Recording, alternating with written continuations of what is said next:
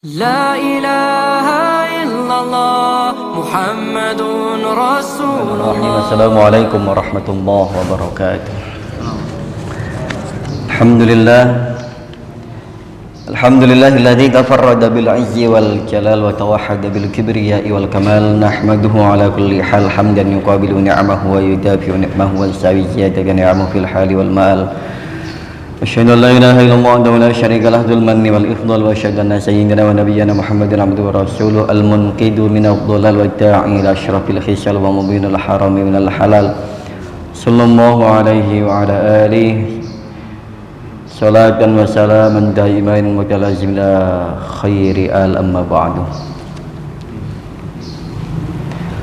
Faslun waslul mayyiti wa takfinuhu wa takfinihi wa salatu alaihi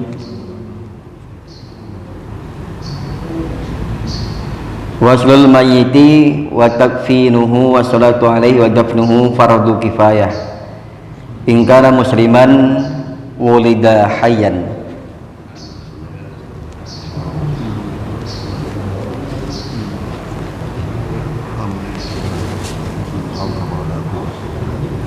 Jemaah sekalian, puji serta syukur kita panjatkan kepada Allah Subhanahu wa taala. Salawat salam semoga senantiasa melimpah curahkan kehadiran baginda Nabi Muhammad sallallahu alaihi wasallam.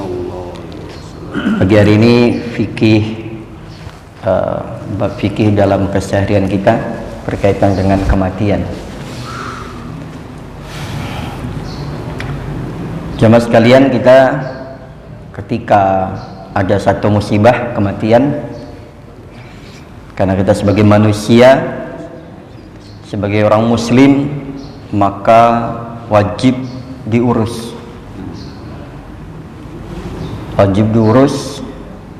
wajib kita tunaikan fardu kifayah kita sampai dengan selesai pemakaman minimalnya itu.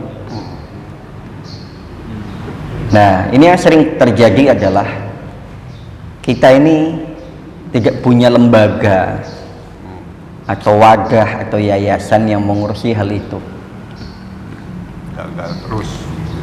sehingga kita bingung. Kalau ada yang meninggal, akhirnya kita nggak ada yang bisa, mandiin nggak bisa, ngafanin nggak bisa, nyolatin juga nunggu ustadz. Bahkan kita udah berapa kali sholat jenazah, tahu pada hafal apa enggak? Sampai bagaimana jadi imam, jadi makmum, bacaan dari mulai takbir pertama sampai takbir keempat. Perannya seolah-olah adalah itu kewajiban ustadz yang mimpin. Padahal kita anak, lebih utama mensolatkan orang tua ketimbang ustadz itu yang kita tunjuk. Harusnya ada kewajiban untuk bisa itu harus. Makanya sebenarnya harus ada lembaga di sekitar kita yang menangani hal itu. Ayolah dibikin. Beberapa kali saya gembor-gemboran, ayo dibikin. Ini kan kemanusiaan, juga kifayah. Adainlah di sekitar kita. Kalau perlu kayak masjid-masjid tempat lain, pengadaan ambulan, ya kan? Kalau mau yang baru, mau yang second, pengadaan ambulan itu patungan, dilempar ke warga, ke masyarakat. Kalau niat sih pasti ada jalannya, yakin ya. Yang nggak ada jalan itu kalau nggak niat, udah gitu aja. Betul. Karena itu bisa, apalagi udah punya yayasan, udah ada lembaganya. Apa yang menghalanginya? Nggak ada niat. Karena masih nganggap enteng, oh nanti bisa nih di yayasan A, yayasan B, tinggal calling panggil selesai sampai makam urusan selesai, kita nyiapin dananya saja, anggarannya saja. Apakah nggak pengen turun sendiri? Kifayah itu jangan lempar ke orang lain, garap aja sendiri. Dan ini masalah bab waslul mayyit, memandikan mayit, wa takfinuhu wa salatu alaihi wa dafnuhu fardu kifayah. Memandikan mayit, mengkafaninya, mensolatkannya, wadafnuhu, dan memakamkannya itu fardu kifayah, hukumnya fardu kifayah. Karena fardu kifayah ini kemudian kita menganggap bahwa sebagaimana hak dan hukum kifayah, jadi ketika itu satu kewajiban yang sudah dibebankan kepada kita semuanya, kemudian sudah ada yang melaksanakannya, gugurlah kewajiban kita. Bukan masalah gugurnya, kita yang seharusnya ambil peran di dalamnya. Kalau masalah gugur, selesai urusan, kita berterima kasih dengan pengurusan jenazah. Karena tugas kita, kewajiban kita, dosa kita yang seharusnya karena nggak melaksanakan sudah ditanggung oleh mereka. Ini kifayah tuh begitu. Makanya kita terima kasih dengan lembaga-lembaga yang mengurusi masalah fardu kifayah ini. Kita terima kasih kepada mereka karena sudah ambil peran, ambil tugas kita, fardu kifayah kita, sehingga kita semua nggak berdosa. Satu komplek, satu kampung, satu kelurahan, ada lembaga itu yang mengurusinya. Kita terima kasih sama mereka karena kita nggak jadi dosa. Karena seandainya nggak ada yang laksanain, dosa seluruhnya. Nah, itu semua fardu kifayah idza kana musliman, kalau yang meninggal ini orang muslim atau muslimah. Wulida hayyan, jika itu dilahirkan dalam keadaan hidup. Ini berarti kalau kemudian termasuk jika mayatnya itu adalah seorang bayi yang baru dilahirkan, tapi ketika lahir dia sudah ada nyawanya. Wulida hayyan. Wa wajbuhu alladhi takfinuhu wa dafnuhu, dan kewajibannya wa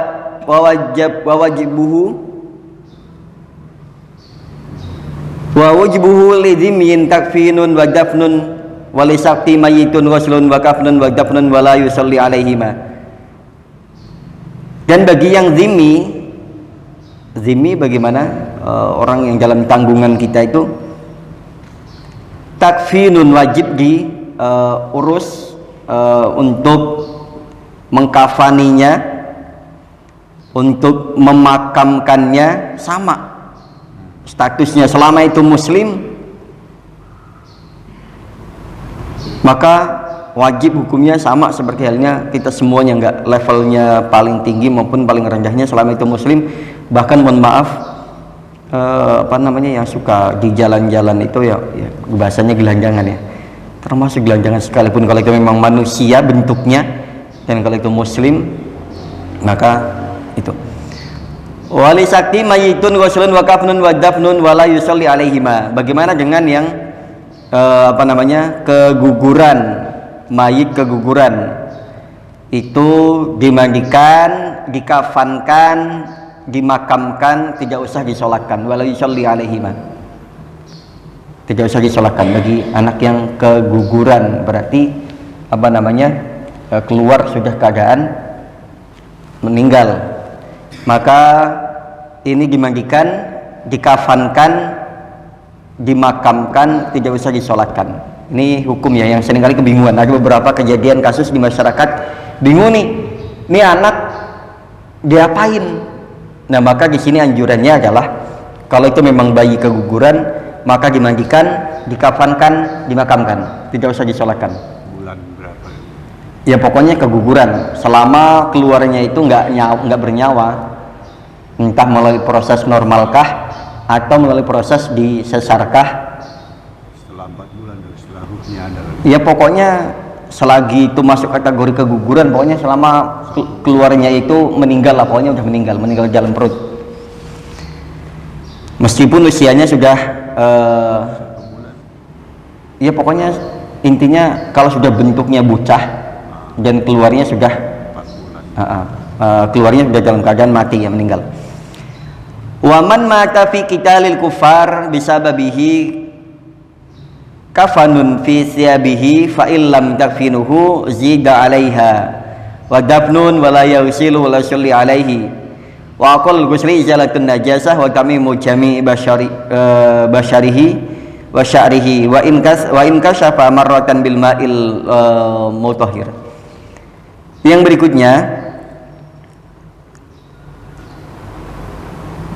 waman mata fi qitalil kufar, dan bagi orang yang mati dalam memerangi orang-orang kafir karena sebab peperangan, itu kafnun dikafanin fi siyabihi, dalam pakaiannya sebagai kafannya. Fa illam takfihi, kalau pakaian itu dirasa nggak cukup, ada yang sobek-sobek karena bekas pedang lah, bekas sobek-sobek lah, zida alaiha, maka ditambahkan oleh kain yang lain, kain kafan, ditambal-tambal. Jadi pakaian yang dalam peperangan itu, kemudian kalau ada yang nggak cukup menutupinya, maka ditambahin. Wadafnun, yang dimakamkan, wala yusilu wala yusalli alaihi, nggak perlu dimandikan, nggak perlu disolatkan. Katanya malaikat yang mandiin, yang nyolatin. Nah ini jamaah sekalian, wa aqulul ghusli, dan paling minim-minimnya memandikan jenazah itu yang pertama adalah izalatun najasah, menghilangkan najis, kotorannya diurut pelan-pelan dari kotoran semuanya, dari telinganya. Di Allah, kita kan kalau mandiin jenazah, anggap saja itu kita memandikan diri kita, nggak berdaya Pak, yang nggak ada nyawanya. Saat itu keluarga tangis-tangisan, nanti sebentar lagi juga kita akan terbiasa tanpa mereka, keluarga kita terbiasa tanpa kita, anak-anak kita terbiasa tanpa kita, istri-istri terbiasa tanpa suami. Jadi kita itu nggak penting Pak sebenarnya. Jadi jangan merasa penting ya, kita tuh nggak penting. Kalau udah meninggal sudah Pak, 3 hari kantor kita akan mencari pengganti kita, nggak nunggu lama. Mereka berkabung itu, apalagi kok kantor, secepat mungkin akan mencari pengganti kita. Di masyarakat jabatan apapun, jangankan kita, orang dengan jabatan setinggi apapun meninggal akan langsung dicarikan penggantinya di posisi kita. Jadi kita itu bukan siapa-siapa,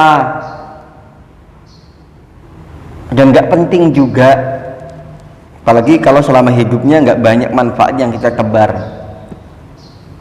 Posisi kita akan digantikan oleh orang secepat mungkin, orang-orang terdekat kita akan menemukan penggantinya.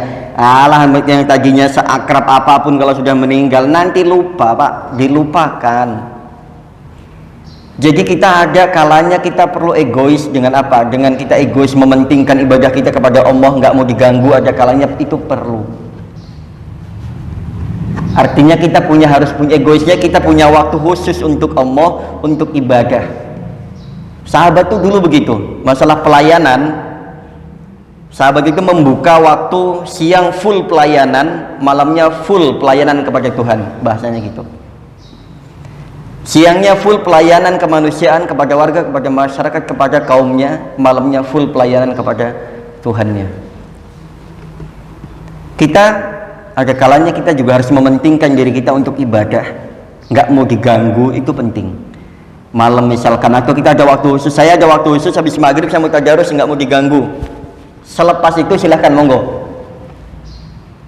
Mau datang ke rumah jam berapa, mau belajar jam berapa, mau ngajak nongkrong jam berapa, ayo. Gitu. Tapi saya ada waktu khusus untuk audiens, untuk berdialog dengan Allah Subhanahu wa taala. Agar supaya apa?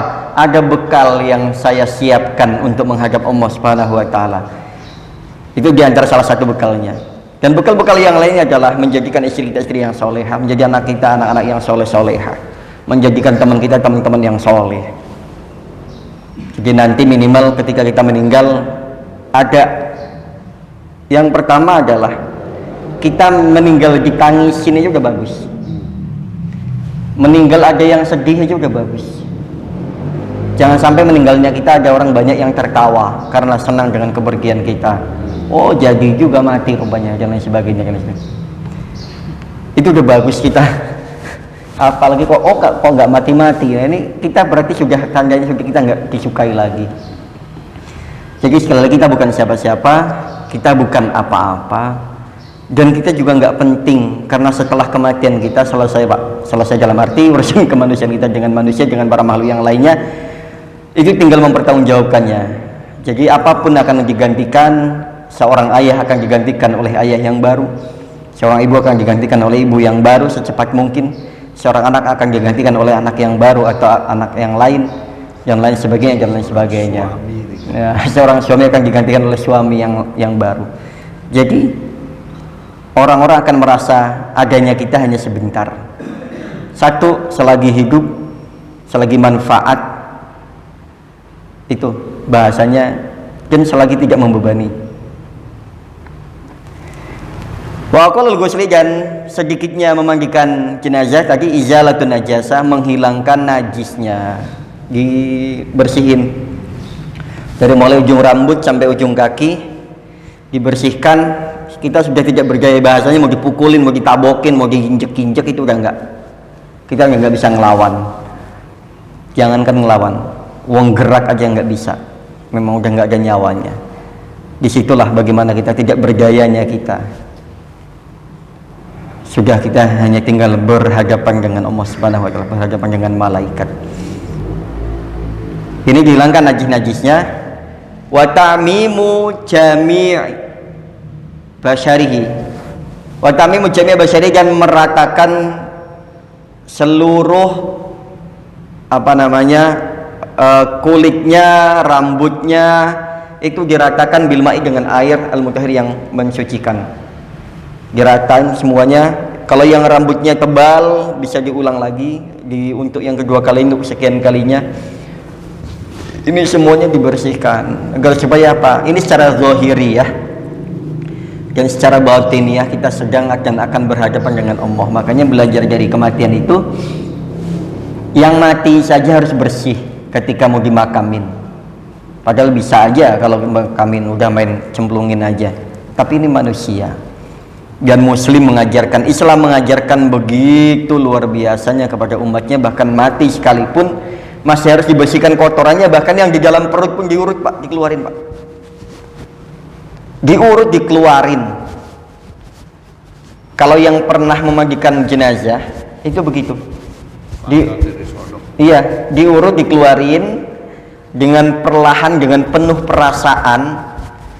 Itu agar tidak membawa najis ketika menghadap Allah Subhanahu wa taala. Ketika dikubur itu dalam keadaan suci. Diwudukan. Udah nggak bisa wudu kita, diwudukin Pak, diwuduin. Tuh, jadi menghadap dalam keadaan suci, suci badannya, membawa wudu, menghadap dalam keadaan suci. Makanya ketika sudah suci kan nggak boleh tuh ada yang bukan mahramnya menyentuh. Nanti persilahkan, sana kerabat semuanya masih dibuka wajahnya ketika masih dalam keadaan itu. Tapi nanti kalau sudah itu, sudah waktunya ditutup. Bahkan ada loh di beberapa daerah, anak sekalipun kalau sudah ditutup wajahnya udah nggak boleh lihat. Itu ada daerah tuh kayak gitu. Ada yang benar-benar mungkin adatnya kali ya. Tapi selama mahram nggak masalah. Selama mahram biasanya untuk pelukan terakhir, ciuman terakhir, untuk melepas kepergiannya. Nanti kita akan begitu Pak, ya Allah. Betapa bahagianya kita kalau seandainya nanti kita sebagai orang tua yang meninggal, yang mensolatkan adalah anak-anak kita, yang ngajiin anak-anak kita, yang ngurus orang-orang terdekat kita. Kita sudah membawa bekal yang setidaknya sekurang-kurangnya kita sudah mempersiapkannya dengan semampu kita. Kira-kira jamaah ini sekalian, nanti masih banyak karena masih baru memandikan, belum yang lainnya. Dan tadi berkaitan dengan hukum, bagaimana kalau itu adalah orang biasa, orang zimmi, dan anak yang keguguran, juga orang yang dalam peperangan, dan juga minimal dalam memandikan jenazah. Nanti belum dibahas lagi. Oke, kiranya itu saja pagi hari ini, untuk menambah sedikit pengetahuan kita bagi yang belum tahu, bagi yang sudah tahu untuk mengingatkan kembali, dan bagi yang menyampaikan ini adalah dalam rangka dakwah, yang mendengarkan dalam rangka ta'lim wa ta'lum, ya biasa disampaikan begitu. Ta'limul muta'allim, belajar mengaji dan belajar mengajarkan ilmu-ilmunya Allah Subhanahu wa taala. Subhanakallahumma rabbana wa bihamdika asyhadu an la ilaha illa anta astaghfiruka wa atubu ilaik. Taufiq hidayah. Assalamualaikum warahmatullahi wabarakatuh.